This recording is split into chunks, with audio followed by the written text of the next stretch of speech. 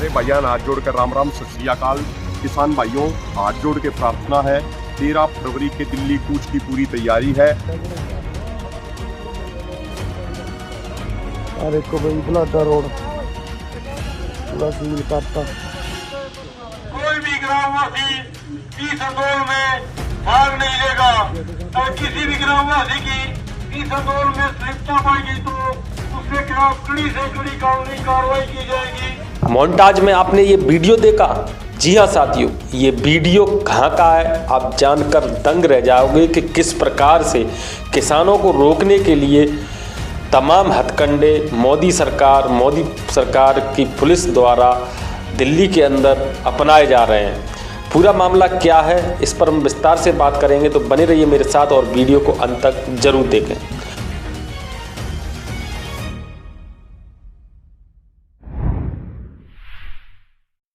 नमस्कार, मेरा नाम है ब्रजमोहन और आप देख रहे हैं निडर संवाद न्यूज़ 22। साथियों, जैसा कि आपको ज्ञात है कि 13 फरवरी को पूरे देश भर के किसान दिल्ली में अपनी मांगों को लेकर धरना प्रदर्शन करने जा रहे हैं, बड़ा प्रदर्शन करने जा रहे हैं। जिस प्रकार से 2 साल पहले भी किसानों ने आंदोलन किया था, लेकिन उस टाइम पर किसानों को केवल आश्वासन दिया गया, किसानों की मांगों को पूरा नहीं किया गया है।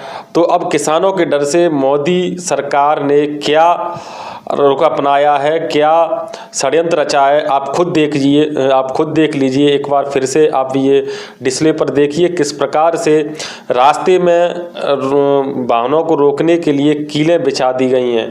और ऐसा लगता है कि इस देश में मान के चलो अब लोकतंत्र है ही नहीं, इस देश में हिटलरशाही शासन है और अब कोई भी संवैधानिक तरीके से सरकार के खिलाफ अपनी आवाज़ उठा ही नहीं पाएगा।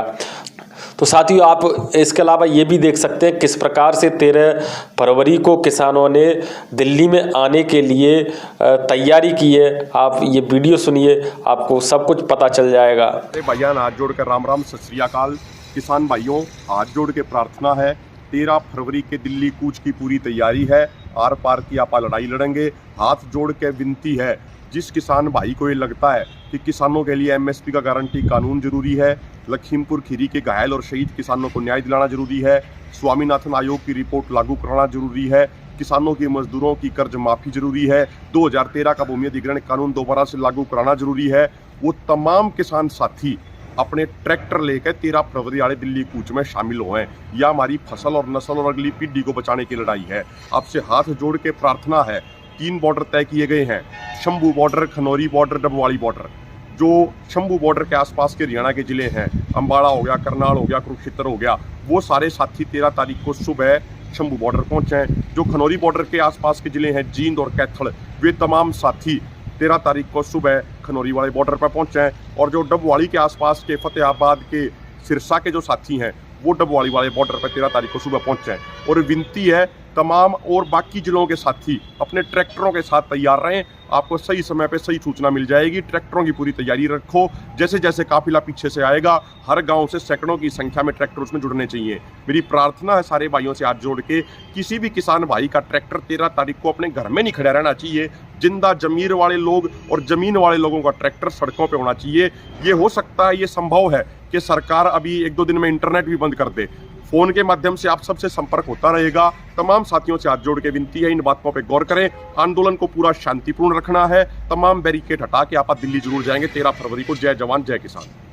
तो सुना साथियों, देश की राजधानी दिल्ली में मोदी सरकार को घेरने के लिए पूरे देश भर के किसानों ने कमर कस ली है।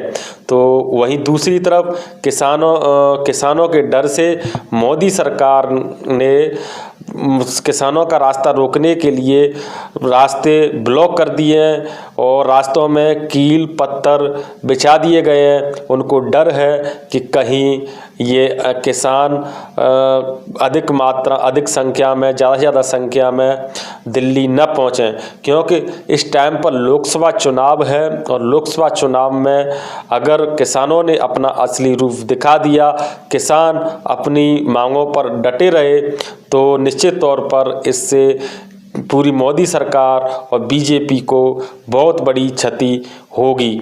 पूरी क्षति होने की संभावना है। आप देखिए किस तरीके से इन किसानों को गांव-गांव जाकर पुलिस द्वारा डराया धमकाया जा रहा है कि कोई भी किसान इस आंदोलन में भाग नहीं लेगा। सूचित किया जाता है कि दिनांक 13 तारीख को किसानों द्वारा जम्मू बॉर्डर पर इकट्ठे होकर दिल्ली जाने का आह्वान किया है। कोई भी ग्रामवासी इस आंदोलन में भाग नहीं लेगा और किसी भी ग्रामवासी की इस आंदोलन में संलिप्तता पाएगी तो उसके खिलाफ कड़ी से कड़ी कानूनी कार्रवाई की जाएगी। किसी भी ग्रामवासी का वाहन जेसीबी आईडी या ट्रैक्टर की संलिप्तता पाएगी तो उसको सीज कर दिया जाएगा। उनके खिलाफ कड़ी से कड़ी कानूनी कार्रवाई की जाएगी। उनके पासपोर्ट रद्द कर दिए जाएंगे। धन्यवाद।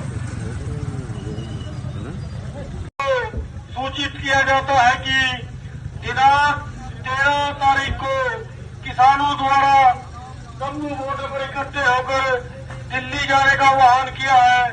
कोई भी ग्रामवासी इस आंदोलन में भाग नहीं लेगा और किसी भी ग्रामवासी की इस आंदोलन में संलिप्तता पाएगी तो उसके खिलाफ कड़ी से कड़ी कानूनी कार्रवाई की जाएगी।